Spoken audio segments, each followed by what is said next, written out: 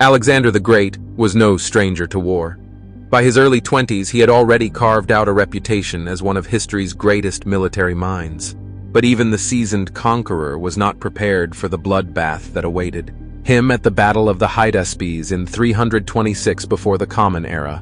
This wasn't just another skirmish on his relentless march through the Persian Empire. It was a confrontation that would test his limits as a leader and strategist. The Hydaspes River, located in what is now modern-day Pakistan, marked the edge of Alexander's known world. His opponent, King Porus, ruled a region renowned for its war elephants, beasts Alexander's troops had never faced before. These elephants were not mere decorations of war. They were living tanks, capable of tearing through infantry lines and striking terror into even the bravest soldiers. The stakes were immense. For Alexander, this was not just about expanding his empire, it was about proving that his army could conquer anything, even the unknown. On the other side, Porus wasn't simply defending his territory.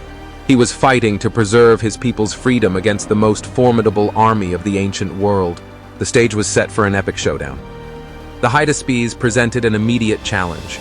The river was wide and fast-moving, swollen by monsoon rains. Porus had stationed his forces on the opposite bank, confident that the natural barrier would make an attack impossible. Alexander, however, was a master of the unexpected. He devised a daring plan. His army would cross the river under the cover of darkness. But the operation was far from smooth. The river's current was treacherous, and some of Alexander's men were swept downstream. Nevertheless, by dawn, Alexander had managed to move a significant portion of his army to the other side. Porus, upon learning of the maneuver, rushed to confront the invaders. What followed was one of the most brutal battles in Alexander's career. Porus unleashed his elephants, positioning them at the front of his army. The Macedonian soldiers, accustomed to facing cavalry and infantry, were unprepared for the towering beasts. As the elephants charged, they trampled everything in their path, crushing men and horses alike. Alexander's phalanx formations, usually invincible, struggled to hold their ground. Chaos erupted on the battlefield. Alexander, observing the devastation, quickly adapted. He ordered his archers to target the elephants' eyes and mahouts, the riders who controlled them. This strategy disrupted the elephants' charge, causing some of the beasts to panic and turn on their own troops. Meanwhile, Alexander led a cavalry charge against Porus's flanks, exploiting gaps in the enemy line. The battle raged for hours, with neither side willing to yield.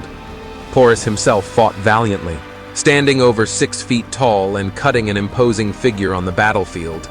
Even when wounded, he refused to retreat, inspiring his men to fight harder. Yet Alexander's relentless tactics and superior coordination began to wear down the Indian forces. Finally, Porus's army broke. Many soldiers fled, while others were captured. But Alexander, impressed by Porus's bravery and leadership, spared his life. When asked how he wished to be treated, Porus famously replied, "Like a king." Alexander honored this request, allowing Porus to retain his kingdom as a vassal state. It was a rare moment of respect between two great leaders, forged in the crucible of war. The Battle of the Hydaspes was a turning point for Alexander. It was his last great victory, but it came at a cost. The toll on his army, both in lives and morale, was immense. When Alexander proposed continuing his campaign into India, his men refused, weary of the endless fighting. The king who had seemed unstoppable was forced to turn back. Thank you for joining me on this journey through one of history's most intense battles. If you enjoyed this story, don't forget to subscribe for more fascinating tales from the past, and let me know your thoughts in the comments. What would you have done in Alexander's place? Let's discuss.